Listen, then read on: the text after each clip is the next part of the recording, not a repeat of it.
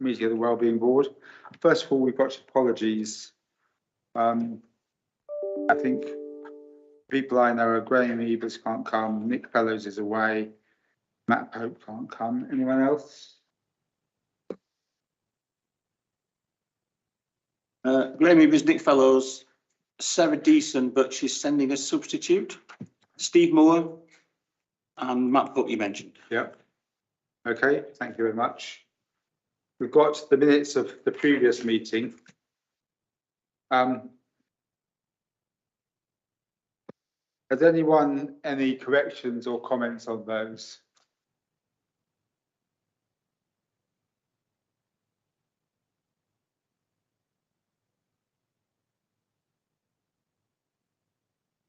Yeah, you're happy to sign them as correct. Yeah. Are we all happy that I sign them as correct records? Yeah. Okay, thank you very much. Okay, no public questions? No.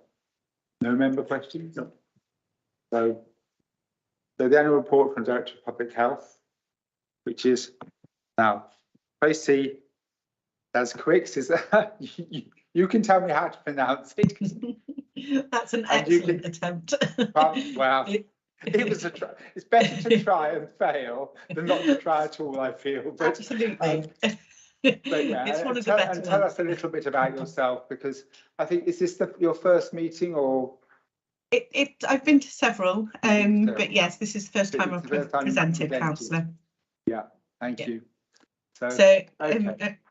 I'm Tracy Daskovich. I'm still the relatively new Director of Public Health across Berkshire West. Been in post since December. So would you like to present your report? Do you want to say anything about it, or? Yes, absolutely. So the Director of Public Health annual report there's been a statutory requirement since the public health reforms of 2012, the Health and Social Care Act of 2012. We're mandated to produce an annual report of the state of the health of our populations once a year. This can either be a demographic and data presentation, or it can be based on a topical theme. For this theme, it has been done on food sustainability. So looking at food sustainability across the area and looking at the community groups and some of the work that takes place locally to achieve food sustainability. So this ties in with objectives around climate change and protecting our environment. And also more topically is around cost of living and obviously people growing their own food as a cost saving measure. So the report is there to digest. It doesn't come with an associated action plan or anything like that. It is very much there for information and to inform both the Health and Wellbeing Board, and then onward dissemination to community groups and networks.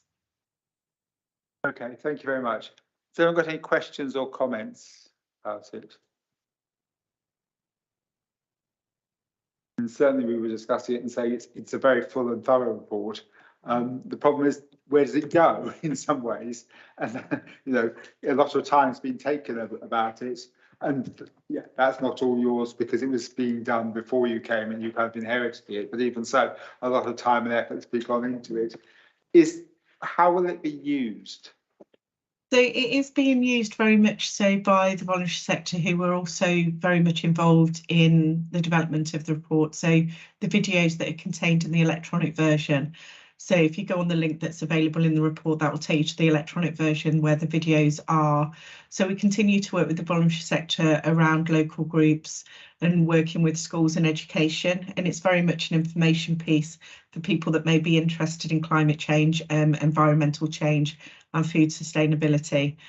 From that, there are recommendations in terms of, you know, what we can do around, you know, making sure that we're sourcing food locally, using local resources, eating food that's in season and those ideals, but also recognising that not everybody has access to those services, and also food that is grown locally can sometimes be more expensive.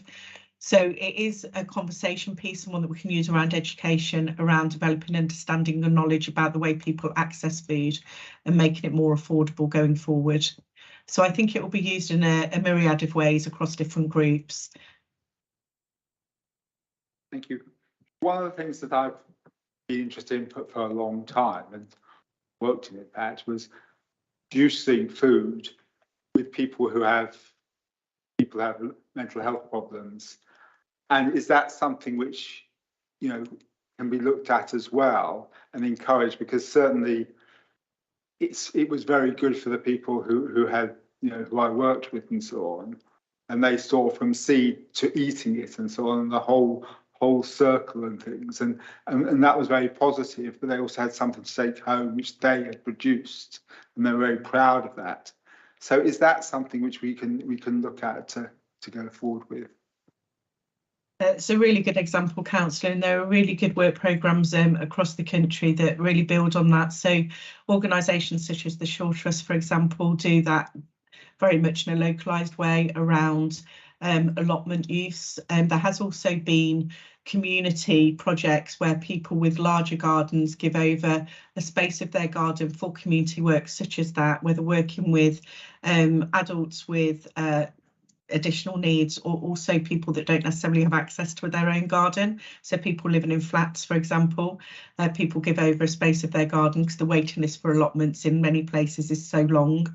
So there are community initiatives such as that happens to help people grow their own. And there's also initiative with farms across the country that do exactly as you say, in terms of giving that understanding from farm to fork and the way we access food and the way food is grown.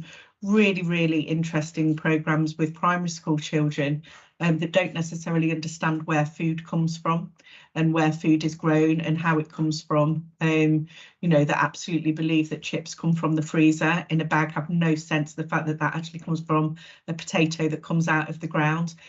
So it really can educate food, and around that obviously immediately ignites an interest in the environment and the space in which we live. So those initiatives could absolutely be launched from the report as an information base to start and inform those kind of initiatives. Okay, well, thank you very much for the report. Sure. Yes, oh, sorry, Debbie. Hi, Tracy. I'm Greg. I've got your okay. Hi, Tracy, it's Debbie. Great, and it was really good that you were able to pull in so many organisations already working on this. I suppose for me, the gap is the education of what do you do with the food that you have grown. And, you know, I know, you know, we have increasing the amount of children and adults who are obese in Wokingham. And I was wondering whether there are any groups that are teaching how to eat healthily, cheaply, you know, and what quick recipes can they do? Are we trying to get us schools to actually teach food tech? I'm 54, I did food tech, you know, and those basic things. But if you get a school to teach food at the moment, it's how to make a pizza. So, you know, when we need to get veg in and be kids interested in food, but equally there's a gap of parents that have no idea how to cook anything unless it comes out of the freezer and it's got McCain written on it. Yeah. So is that something you're looking into? So it's certainly something that has been done in the past, and certainly the last area that I worked in, we did establish this, particularly around primary schools with areas that had been identified as having higher levels of deprivation. Whereas during the school holidays, there would be a week of learning about food and nutrition, and then that week of learning would actually culminate in the children and parents cooking a bring and share sort of picnic together, so that they would learn and cook and present their food at the end of the week. So there are really strong, well-practiced ways of doing this around the initiatives that can be done very cheaply, just in terms of the cost of the ingredients. If we can find a school with a working kitchen that is able to donate their space to us during the school holiday, it's also great as well, particularly in the summer holidays, where there are many days and weeks to fill with activities for children. It's a great, very cheap or almost free way of giving children an activity for a whole week, where it brings all the parents together and actually intergenerational, because we see grandparents coming along to share the picnic as well. So it's a great opportunity to bring families in the wider community into that space. So it's certainly something we can look at achieving for the next summer. Sorry, on that point, there are a number of our schools that actually have sort of mini allotments on site and things like that. I wonder whether we actually have a list of all those, because I think probably we could do more to encourage that. I think it is quite important to get children off on the right foot, as it were. But also this winter is going to be really difficult for a lot of people. So whatever we can do to assist on that line as well. Yeah. So Yeah. maybe we could take that forward of looking to see if we can at least find out which schools, get a comprehensive list and then see what we can do with it. Yep. Thank you. But and can I just, before I stop, report was very interestingly written. So I would commend it as a thing. It wasn't at all boring or difficult. It was nicely written and laid out and good to read. And my main concern is that it's not, all that effort is not wasted. Thanks, Councillor. I appreciate that. Has anyone else got any questions? Doesn't look like it, so we'll receive that report. Thank you very much, Tracy. I'm not going to try again. Now we're going to move on to the suicide prevention. I think that's you as well. It is, and thank you for the time to discuss this. There was a suicide prevention strategy drafted to the tail end of last year. It was in its final draft in October of last year. It was one of the first things that landed on my desk when I came into post, and I haven't moved it on other than to do a review of it. It was an excellent report and had been pulled together by members of the public health team and went into quite a lot of detail. But in the subsequent time, there was some significant policy changes that had happened, and also an opportunity to move us to something called real-time surveillance, which gives us an opportunity to link in with the coroner's office, the police and GP records to look at what the data around suicide and suicide ideation is, so we can get a better idea of the risks and harms associated with suicide are. So we're now in a process of reviewing the strategy and rewriting the strategy. We've put a 10-point plan in place to keep us busy whilst that strategy work continues, so that we can carry on with the work that the original strategy had prescribed, and to make sure that we don't lose any traction on this important agenda. But also to make sure that we've got better ideas moving forward on that real-time data, so that we can put in better intervention measures. What we're seeing come through is an increased presentation at GP of people that have had quite acute mental health episodes and are talking about a wish to end their lives with their GPs, and thankfully they are talking about it. But these are people that haven't necessarily got a history of mental health previously. So these are people who are in an acute state of distress. The research shows very clearly that there are key transition points that leads to suicide and suicide ideation.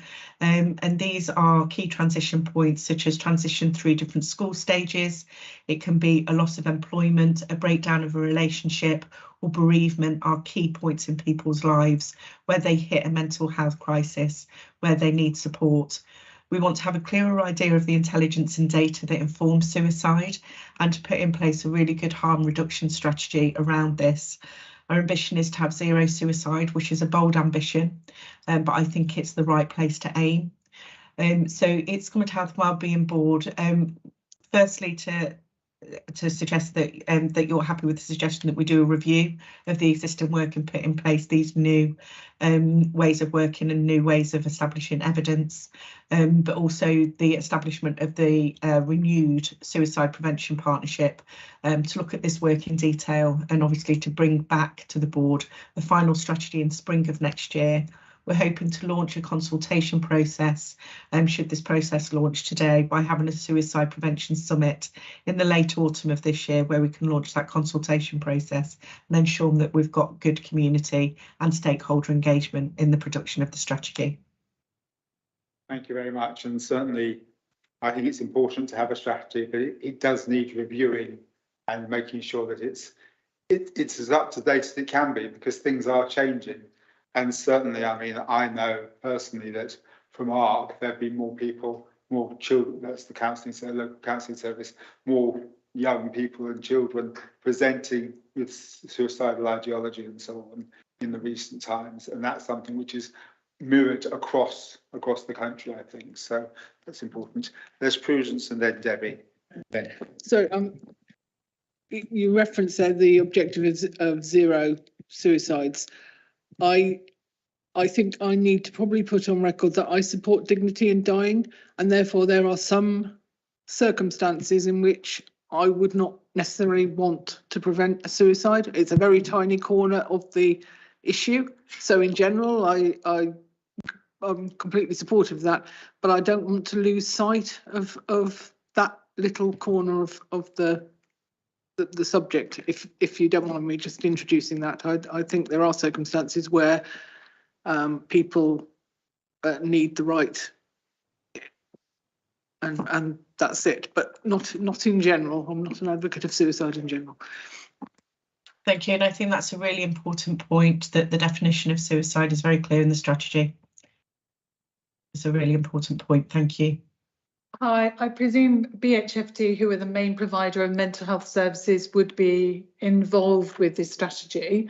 And I think it would be very valuable for them to be involved, because they've actually done quite a lot of work over the last few years on this. You know, I sit on quality, and having sat through the review of 8 suicides over the last 24, they haven't happened in the last 24 hours, but the reviews have happened. You know, they are doing absolutely everything possible. So getting them around the table and getting learning from their experience would be really, really beneficial. Yeah, there's certainly a main stakeholder that we're discussing it with, and also we'll be drawing on both their hard data and also their software intelligence around this to actually form the evidence base. So absolutely. Thank you, David. How many suicides are we having in Wokingham? Do we have an idea how many we had in, say, 2021, 2020, 18? I wouldn't want to share a figure at the moment, purely because that's part of the review of the data we're doing. The latest published data is really patchy, and some of it draws back on information that goes back as late as 2018. So we are getting some data through. We have done a piece of work just in this last week to look at that, but I haven't had time to analyse it yet. Be really happy to come back to you with that figure, but I wouldn't want to share anything incorrectly this afternoon. Okay, when you do come back with the figure, are you able to, and I don't know if this is possible, have a guess as to how many people have taken their own lives because of their age and their health situation? You know, they're in their 80s, they're in their 90s, and they've decided that the best thing is to take their own life. Are you able to come up with 2 different figures, or is that not how we register suicides? It's not necessarily how they're registered, but this is one of the things that is really valuable in terms of real-time surveillance, because with that, with the permission, with the right permissions, we'd have access to some of the redacted information from coroner's reports and coroner information. So you do get a sense of reason. It's hard to report, and it has to be reported very, very carefully, because obviously this is a very personal, sensitive matter. So it isn't often that you can give a precise cause of suicide, because there are many, many factors. And whilst there could be a trigger point that actually leads to the end, there could have been many, many contributing factors to that. So it's a really delicate point, but there are ways of getting intelligence on that, but it would probably have to be generalised rather than given a fixed figure in terms of 2 out of 8 suicide was because of. It would have to be very, very carefully generalised, and where we're dealing with low numbers, we'd also have to be very careful on how we report and what we give away, because you could lead to the identification of a person, which also wouldn't be appropriate in the public domain. So we are hoping to have an evidence base that's as clear and as detailed as possible, but without compromising any of those factors.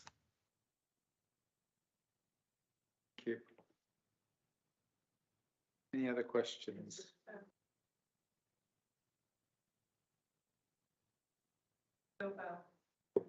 Oh, yes, sorry, Phil.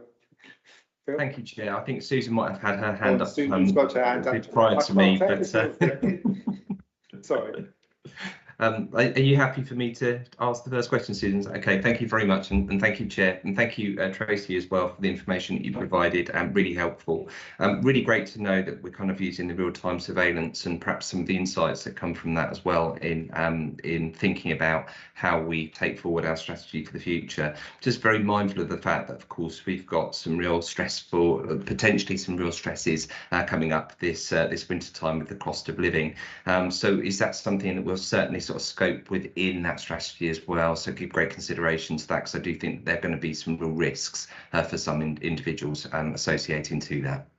No, absolutely. And I think this is why it's been so important for us to do the research in terms of what the contributing factors and those triggers are, and understanding what it's hard to say again, isn't it, in terms of hard causation, because nothing happens in isolation.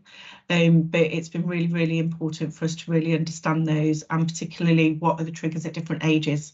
You know, in terms of the impact of social media on the mid-20s down and that kind of thing, that doesn't necessarily have the same impact on people of an older age. So all of those sort of things, and looking at that both on a national and global scale has been part of the work that we're looking at. But you're absolutely right, we're going into a known time of hardship and difficulty, and being aware of that, and services being aware of that, and looking at the indicators of harm, so that we can best put in interventions to try and prevent harm and ultimately prevent suicide is going to be absolutely key over the coming months. Lovely. Thank you, Tracy. Thank you, Phil. Susan? Thank you very much, Sorry Chair. about that.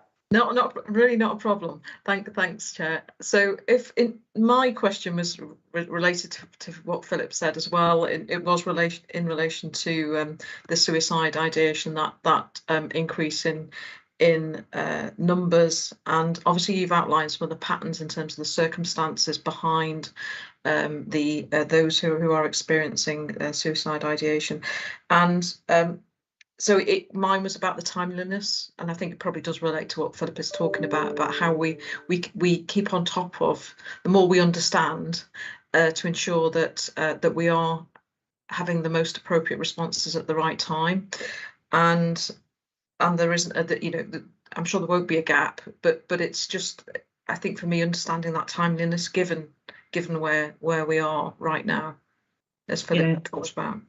No, thanks, Susan, and I think it's a really important point, and this is why we've been really keen. In the briefing report, I've put in our 10-point framework, which is what we're working to during this period of time. So the strategic work that is going on in terms of the strategy development is happening, but through the partnership, already working with those people at operational level. So we've got the police on there, we've got Network Rail on there, all of those places that we need to protect, children's mental health services, adults mental health services, GP representation, so that we can look at the best opportunities around opportunistic prevention. So the work that we would have expected to see from an action plan, had this been published in October last year, is being put into place through this 10-point plan. So that work is happening. We are not going to wait until the strategy is published next March to start this work. That is underway through the partnership. Thank you. Thank you. Any other questions? No. Okay, thank you very much for that, Tracy. And now we can move on to the pharmaceutical needs assessment. I think that is Ingrid. All right. Thank you, Chair. It's actually going to be Gabriel, who is the public health consultant at Wokingham, who's going to present the slides for us today. That's okay. I'm just having some glitches on my computer, so if there's any delay, please bear with me. Okay, thank you, Chair. So this is the presentation on the pharmaceutical needs assessment, which we are to publish by the 1st of October. That's just within 32 days time, 31 days, sorry. So the 2012 Health and Social Care Act gave local authorities, Health and Wellbeing Board, the responsibility for developing and updating the pharmaceutical needs assessment, and this has to be done every 3 years. The Act requires that if we are going to do a new one, we do a consultation for 60 days, which prior to the publication. And the last meeting, we presented a draft, and the following which we carried out a consultation, which lasted from the 10th of June till the 9th of August. The final draft has now been completed and is being presented today for consideration and approval by the board. The consultation summary briefly. This consultation is not the patient engagement one that was done previously. This is for some statutory organizations, particularly the NHS, the Health Watch, and other and that's local pharmaceutical committees to comment on the strategy on the needs assessment. And we had overall 30 individuals responding to the consultation. 27 were members of the public, 1 from the Boots Pharmacy, and 1 from the council, and 1 from the NHS England. And out of the 30 responses, 29 felt that the PNA, the purpose of the PNA was explained adequately within the document. The consultation also received specific comments from those who responded to the consultation, and those comments were also responded to appropriately. However, there was no significant comments or suggestions that would influence the revision significantly of the strategy of the needs assessment. So, but there were a few amendments to the needs assessment following the revision that's reading through, and then some of them are related to grammar and other minor stuff. So these were the statutory organizations that were consulted. The consultation went to all of these representations from all of these bodies. And I think 2 weeks to the closing date, a reminder was sent to them for them to complete the survey. Now, following the revision of the needs assessment, the following updates were done. So broadly speaking, because the last time we presented, we were still CCGs, but things have changed from the 1st of July. So we are now part of the Buckinghamshire, Oxfordshire, and Berkshire West integrated care system. So that was updated throughout the needs assessment. Minor changes relating to grammar and typographical errors, phrases and referencing and web links were also updated. Notable changes that were in the documents were to do with, in response to one of the consultees' comments, page 123, we have that has been amended to reflect the fact that any specific needs emerging within some of the areas should be considered appropriately in the next needs assessment. And then the consultation report was put in the appendix C of the full needs assessment. So public health actions that we propose to follow up on the needs assessment are identified here. So we would consider mapping out exercise on the provision and run communication campaign to raise awareness of pharmacy provision generally, aid preparedness for the winter, and then strengthen existing partnership with LPC and local pharmacists to support targeted health promotion and service commissioning activities, and formalize the process of regarding notification of changes to the pharmacy opening hours and other related changes, such as maybe internal closures, as we are notified, as notified to us as soon as possible. Now, so the recommendations for the board today is to approve the final draft for publication on the 10th of, on the 1st of October, and then also consider the actions that we propose, that's the public health actions relating to the PNA. And if there are any further ones that we could consider, we would have further conversations on that. I think that is the end of the presentation, and then if there are any questions, we will take them and then respond to them appropriately. Thank you for the presentation, and I'm quite happy with those public health actions because I think they're the bits that actually matter, as opposed to a very long document over which we, you know, it will go in. It's a requirement to do it. What worries me in here is that it's all about how many, not about the quality of service that you get from them. And the comments from the member of the public, I think, were quite interesting, talking about the delays in getting things in the Rose Street, for example. Now, without mentioning any names of particular pharmacy, there's one not too far from me, which allows you on their chain website to book flu jabs.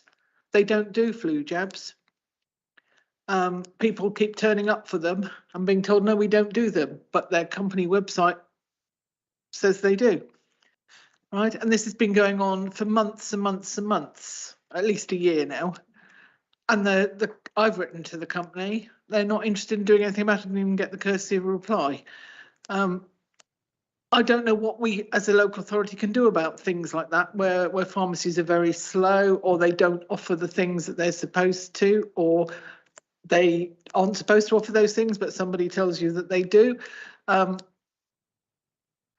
long queues and not having things and not processing the prescriptions in a timely manner, which happens in several of them, some because they're overloaded and some because they're disorganised.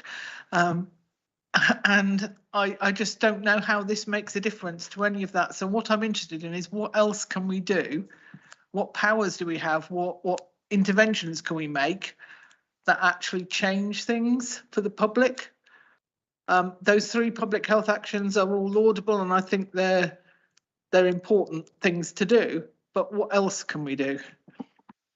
I think 2 colleagues have put up their hands.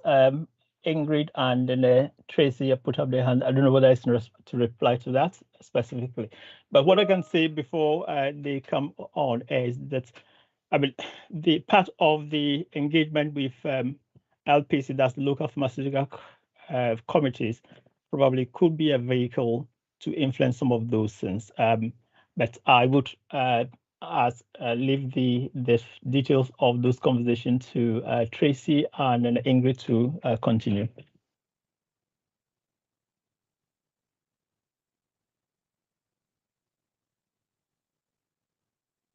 Sorry, I couldn't get on camera then.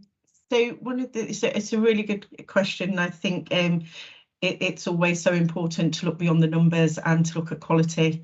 So really welcome this as a conversation piece. I have started to attend the local pharmaceutical council, and I've made a good contact through the chief pharmacist there to absolutely discuss this point in terms of public health services being provided through pharmacy and really maximising this. So looking at how we can deliver good public health services as that subsidiarity level, getting services as close to our communities as we possibly can. And pharmacies are really, really key at this. And that's everything through from general information our pharmacists are really well trusted, but also to more complex services such as sexual health advice, general health advice, flu and other vaccinations, and also looking at key things such as supporting our drug prevention programme through needle exchange and also supervised consumption. There's a whole range of services that our pharmacists could be providing, including things like smoking cessation and those big public health programmes. Across the patch, we could be making better use of our pharmacies in terms of these services, but not only in terms of the type of services that they provide, but also consistency, as stated, in terms of knowing that you can go into a pharmacy and knowing that these services are going to be available. So it is a work in progress, but those conversations have started, and hopefully we can see this as an improving picture in the coming months. Thank you. You want to say anything, Ingrid? Well, yes, thank you. And it's merely just to strengthen what Trace was saying. I think that the route in for us to have influence over the quality issue that has been raised, as well as Trace talks about the broader programme of work with pharmacies, is through our relationship with the LPC.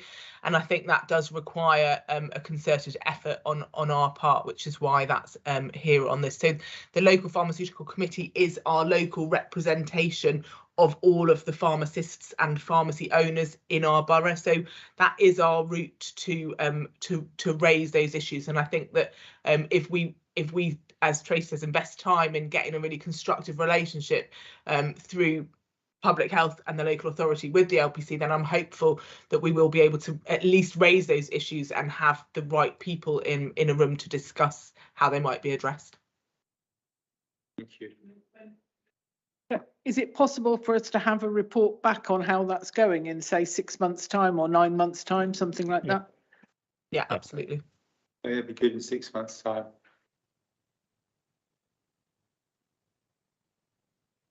Have you got your hand out, Tracy, or is that a legacy hand? Apologies, legacy hand. It's all right. Has anyone else got any questions?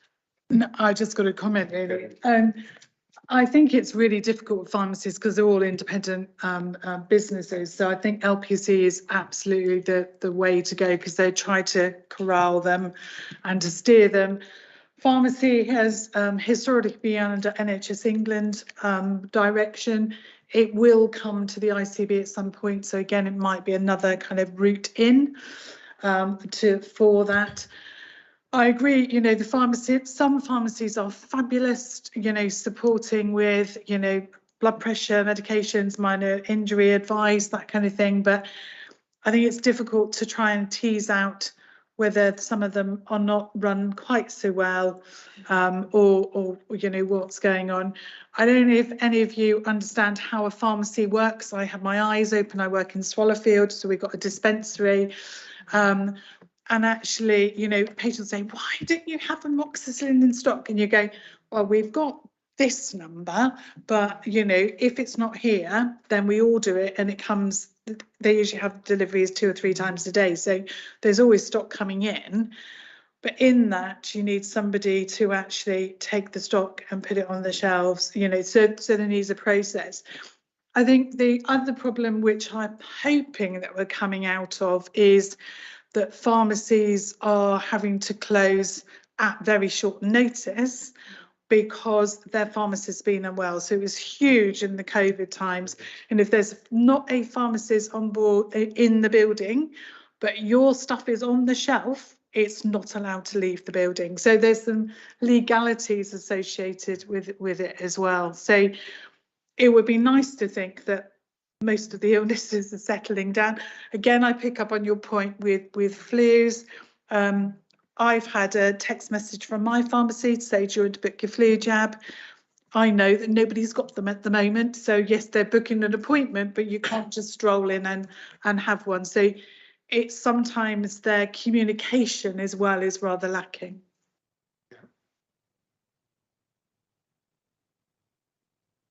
Okay. Do we need to, if we're going to accept this, go to government, do we need to do anything or just say, yes, we will accept it? Just agree. Okay, does everyone agree that this?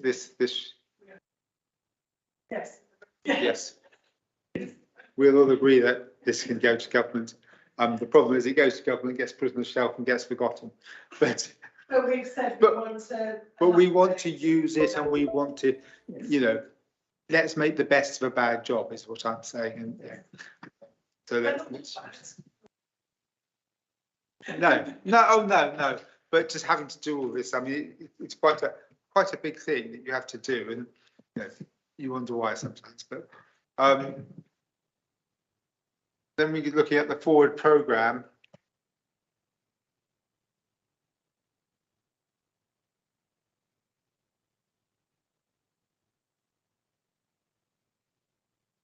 Tracy, do you want suicide prevention strategy next 2 months' time as well, in October? Or do you want to leave it until it's written out in the spring? It's probably useful to go to the following one, Councillor. I'm just thinking October may be too early. That will be ahead of the summit, so we won't have the findings from that consultation process. December would be great as well. Yeah, December would be brilliant. Thank you. Okay, so perhaps not in October. Then we've got in October designing our neighbourhoods. Who's that with, Ingrid? That will be Lewis Willing presenting that. Okay. Update for ICP, Unified Executive, which has met, I think. Strategy into action. Sorry, Chair, I just thinking, so Sarah Webster, who is the incoming place-based director for Berkshire West, she actually starts on the 3rd of October, so it might be that she presents that. Okay, right. Just a thought. That'd be good to have her involved as soon as possible. Yeah. Name for the new person? Sarah Webster. Sarah Webster. So yeah. And certainly if she can get onto that, that'd be great. And then December, we will have the suicide prevention, and then the other ones. We've got a COVID update in December again. I mean, I personally think Mr. Johnson said that COVID disappeared a long time ago, but it keeps on getting worse. And, you know, by then we'll know how bad it's going to be for the winter and so on, probably. So I think that's quite positive, quite right to have it then. You know, in some ways, I wonder whether we need it in October as well, because, you know, if we're not, it's December might be too late to start saying, well, what should we be doing? But certainly, I'm happy, Chair, to present the COVID autumn plan, which is in the process of being finalised currently. So around the whole vaccine programme and how that's going to be rolled out. Okay, I think that can be in October. That would be very positive, yes. And certainly, I mean, I know we're still fighting for having it 3 days a week in here as well and things like that. So and we need we had a very good take up, but there were still people who didn't take it up, and you know, and people who don't like going all the way to Wall 3 Mall, who took it up certainly in our library and things like that. So I think that was quite important. So just on that, so in primary care, obviously we've got the food vaccine as well. So to trying to reduce people who went up for their boosters, we're aiming to kind of do both. One in each arm. Drive through, as we go. Yes, which I had a year ago. I did that a year ago. Also, I hear that people are quite worried about it might be a bad year for flu. It is in Australia, apparently. It's been a bad year for quite a lot of illnesses this year, which normally aren't, i.e. hay fever, kids with snotty noses, sore throats. Because if you think about what happened last year, we're still all in masks. So, you know, we're protecting ourselves from all these common illnesses. And now people are being floored by them because they've lost some of that herd immunity. So can we definitely say, you know, flu's going to be worse this year because it wasn't last year? I think some of that is we've lost our immunity, and, you know, and some people didn't have their flu jabs last year. So I think they We need will to be. emphasise people need Yeah. their flu jab. Absolutely. So, you know, the comms has already gone out, as they pharmacies are already saying, book in for your flu jabs. Obviously, our well practiced patients are already contacting GP surgeries to say, when can I be boosted? Yeah. I even had a lady of 85 the other day asking if she could come in for her money box vaccine. We were thinking it was monkeypox and we didn't see her as high risk, so we reassured her she would get a flu and our COVID. So we've got a money box vaccine Yes, now, right? We'll yeah. all come to you for that. Obviously. Okay, There are 2 items which say to be scheduled. yeah. Do we have an idea when they'll be scheduled for yet?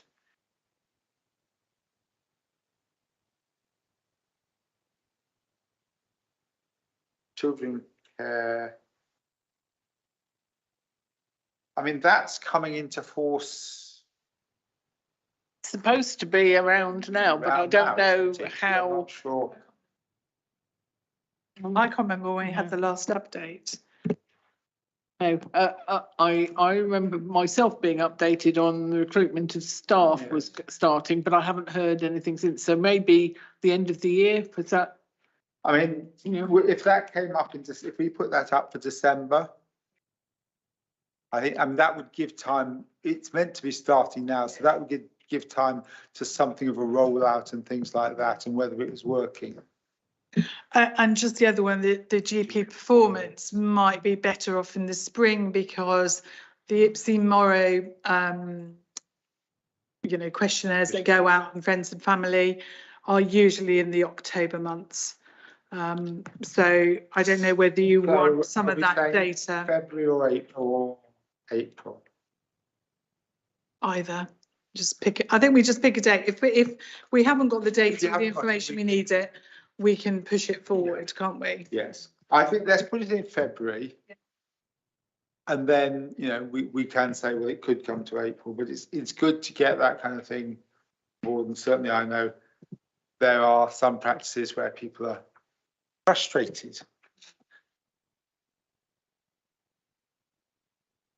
That's okay. And I think this is everything on our agenda. So thank you all very much for coming. And we've got, I think, is it the 15th? We've got our other one.